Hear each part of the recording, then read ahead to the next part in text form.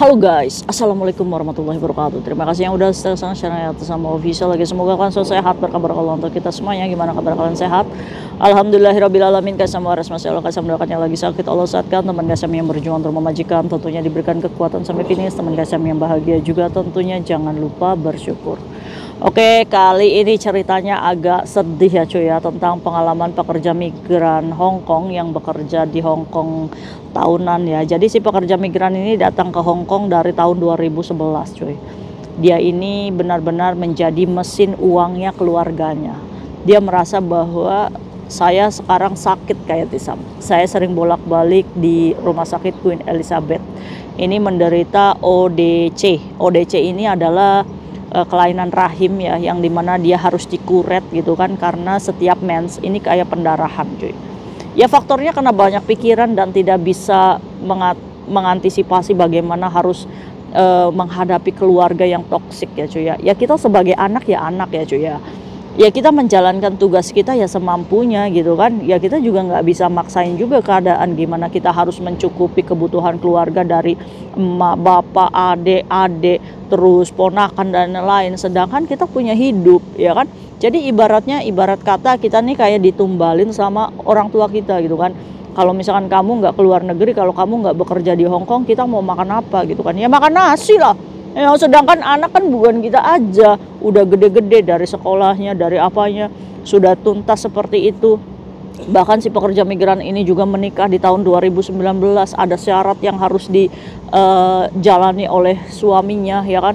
Kalau misalkan menikah boleh, asalkan si pekerja migran ini harus kembali lagi bekerja di Hong Kong gitu kan, menuruti hawa nafsu orang tua yang seperti itu, sampai kita mengorbankan hidup kita sendiri. Yo salah. Kita tuh harus menjadi kuat dulu untuk bisa mengcover keluarga kita. Bagaimana cara kita menjadi kuat? Ya makanya di sini kita perlu namanya ketegasan dan logika. Yuk kita nurut aja ya boleh, tapi kita juga nggak boleh bodoh gitu kan. Jadi si pekerja migran ini sudah di ujung lelah dikarenakan ke rumah sakit terus ya. Majikan juga udah mulai uring-uringan, so far majikannya baik. Jadi majikan ini sering uring-uringan kalau si jadwalnya si pekerja migran ini kontrol ya cuy ya. Karena majikannya harus mengambil cuti untuk menjaga neneknya. By the way dia ini menjaga nenek ya. Jadi si majikannya itu memang baik cuy sama si pekerja migran ini, dan gak pernah ganti-ganti cecek ya kan. Mungkin majikannya juga mengakui bahwa dia juga kerja tahunan gitu kan, dari 2011, kalian bayangin aja. Jadi majikan ini juga merasa bahwa ya Cece juga diuji seperti itu ya, mau nggak mau lah ya, kalau misalkan marah ya wajar gitu kan.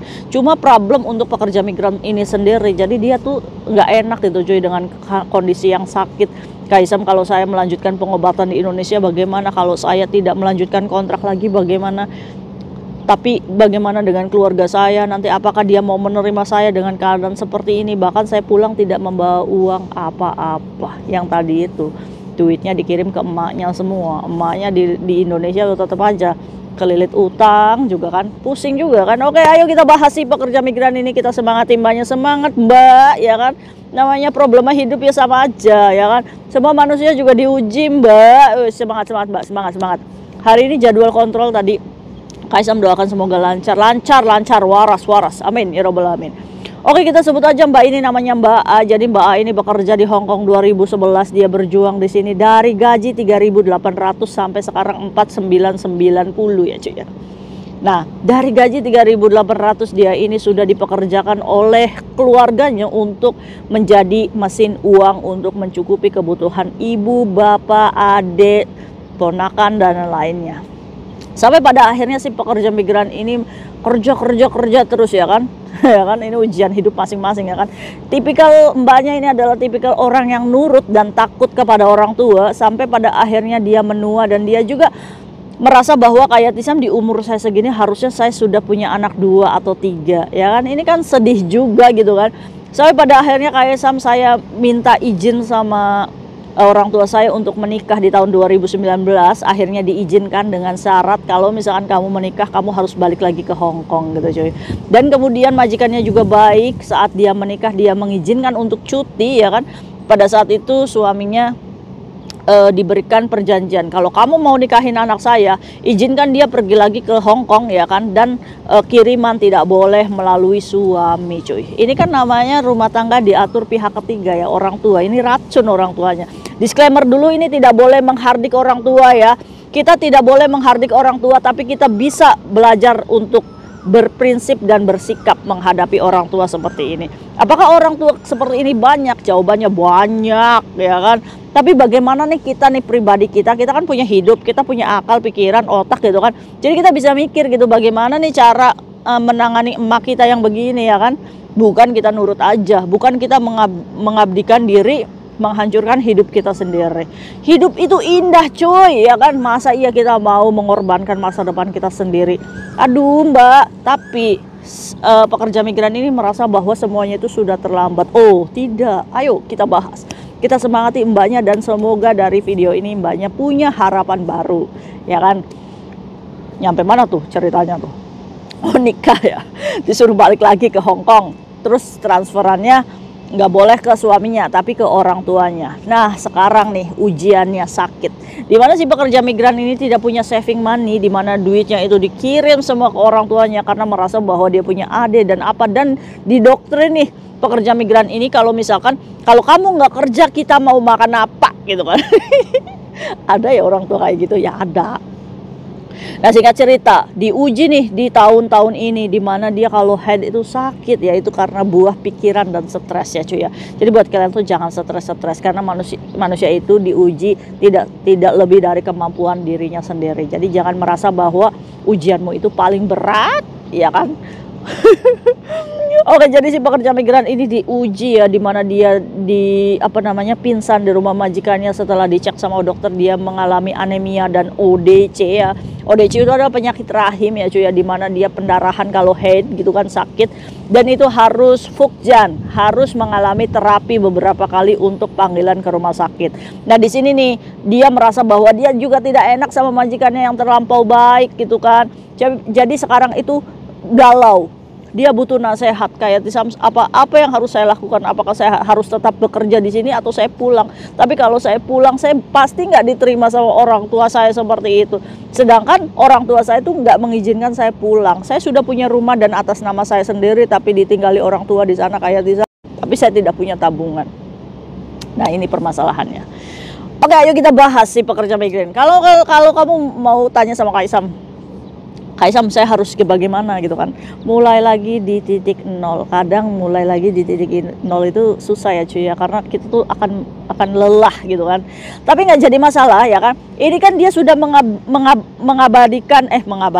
mengabdikan hidupnya untuk orang tuanya itu selama 15 tahun ya kan. Sudah jor-joran, harusnya sudah kaya raya ya, dari gaji 3.800 sampai 499 harusnya udah kaya raya nih orang tuanya. Tapi bagaimana cara memanage orang tuanya yang selalu kekurangan? Berarti ini kan bukan salah si pekerja migran ini ya.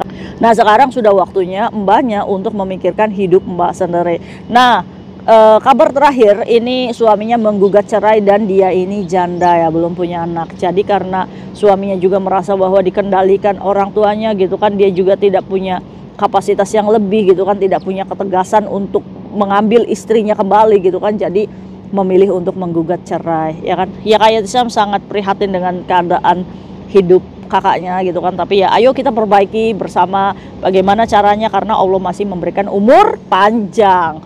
Jadi si pekerja migran ini kalau misalkan Kaisang boleh sarankan ya mbak ya, lebih baik kita mengasingkan diri dan menarik diri dari lingkungan keluarga seperti itu. Tapi bukan berarti untuk menjadi overstay atau apa.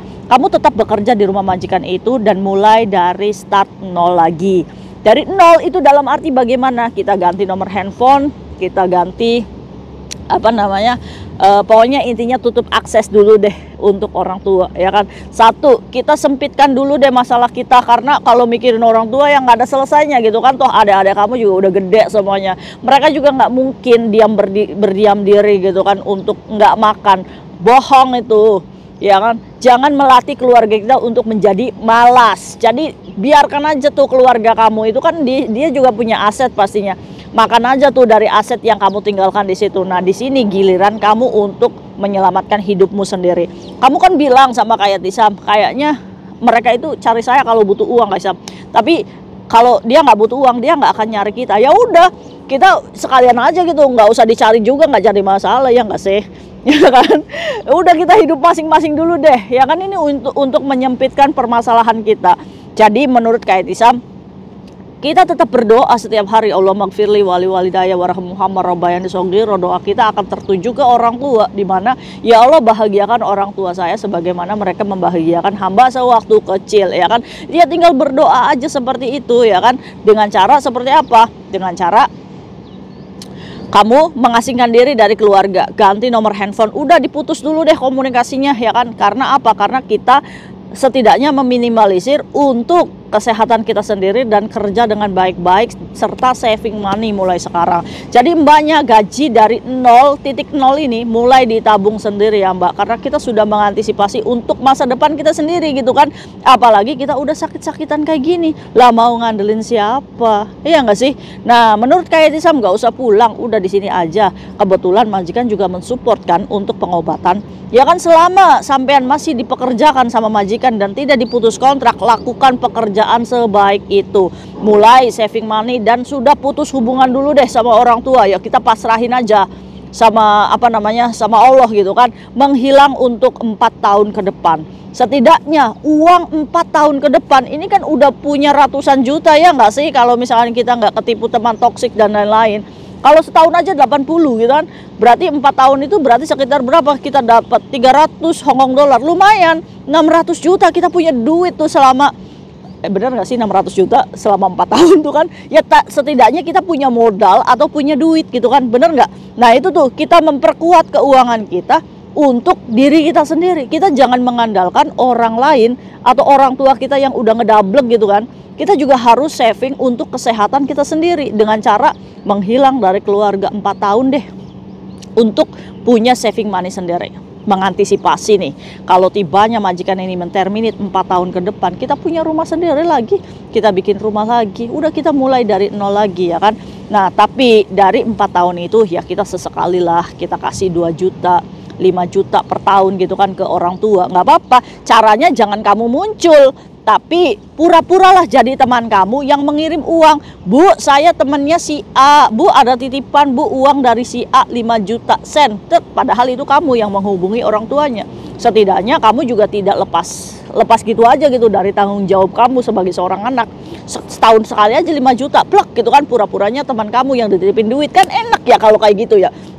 Kita sembunyi, nggak ketahuan sama orang tua kita, biar orang tua kita menjadi dewasa gitu kan. Bagaimana caranya menghadapi problematika anak, bukan cuma kamu, benar nggak? Nah di situ ya cuy ya. Terus Kak Hisham, gimana kalau 4 tahun ini tiba-tiba kita muncul di orang tua? Apakah kita nggak nanti akan digebugin? Nggak akan mungkin. Nah dengan cara seperti itu kita nggak usah kasih tahu duit tabungan kita. Nah saat kita pulang, kita datang ke orang tua, kita minta maaf di situ. Terserah orang tua memaafkan atau enggak.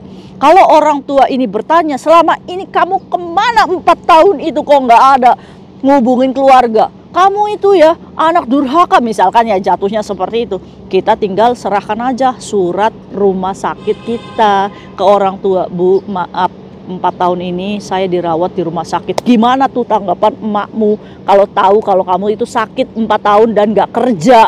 Berarti kan di sini kan tahu tuh, oh berarti anak saya 4 tahun di rumah sakit nggak punya duit ya. Ya biarin aja, kita bohongin orang tua kayak gitu. Setidaknya saat kita pulang bersama mereka ya kan, kita punya tabungan sendiri. Nah itu cocok nggak tuh saran kayak Tisam? Iya ya Kak Hisham, iya gitu aja. Gitu aja kok repot kamu. Nggak usah kamu itu mengasihani diri kamu sendiri untuk pulang dengan keadaan yang nggak punya duit. Bisa-bisa kita diusir gitu. Nah makanya tuh semoga mbaknya mendengar saran Kak Hisham dan semoga tetap fighting ya, tetap semangat menjalani hidup. Ujian mbak di sini jodoh mah nggak usah khawatir mbak, nanti juga ada yang datang sendiri, nggak usah khawatir ya. Yang penting bagaimana caranya kita punya saving money untuk masa depan kita di Indonesia kalau kamu mau pulang. Oke? Mungkin itu sharing Kak Hisham hari ini, semoga bermanfaat untuk kita semuanya. See you next video, bye bye. Assalamualaikum warahmatullahi wabarakatuh.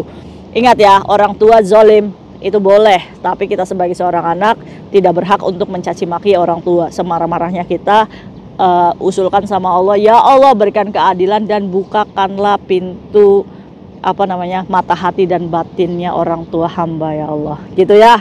Tetap aja lakukan yang terbaik sebagai seorang anak. Sezolim-zolimnya orang tua terhadap kita itu bukan urusan kita. Biar urusan orang tua kita dengan Allah. Tugas kita sebagai seorang anak tetap mendoakan yang terbaik. Walaupun kita mengasingkan diri dari orang tua, tetap bagaimana caranya kita melakukan kewajiban kita sebagai seorang anak. Tapi bukan berarti kita juga mengorbankan hidup kita untuk selalu memanjakan orang tua seperti itu. Jangan latih orang tua kita menjadi pemalas ya cuy ya, dan mengandalkan kita aja gitu di sini. Kita juga sama punya hidup, punya masa depan, dan kita juga akan diuji dalam keadaan yang sakit. Jadi untuk itu kita juga harus protect diri kita sendiri, bagaimana caranya kita bisa menjadi orang yang mandiri dengan cara ya kita juga nggak boleh bodoh banget gitu kan. Kita juga punya hidup, setidaknya uang ya jangan dikasihkan semua. Oke? Kayak Tisam ya, mendidik orang tuanya Kaisam itu, kayak Tisam itu nggak pernah mendidik dengan uang yang banyak, tapi Kaisam selalu ngomong sama mama kayak Tisam tuh kayak gini, ma kalau misalkan memang uangnya habis ngomong aja nggak apa-apa. Jadi Kaisam itu hanya memberikan secukupnya 1 bulan itu, karena kan Kaisam bisa ngukur kan apa sih kebutuhannya, palingan juga untuk jaga-jaga aja gitu kan. Kalau masalah kebutuhan seperti baju dan lain-lain, kalau pengen beli alat-alat rumah gitu kan seperti sapu, kain pel, itu Kaisam tuh check out sendiri dari sini cuy. Jadi orang tua Kaisam tuh taunya ada barang gitu kan. Jadi lebih enak di situ. Jadi tidak mendidik orang tua kita itu dengan uang aja ya. See you next video, bye bye. Assalamualaikum warahmatullahi wabarakatuh. Bye.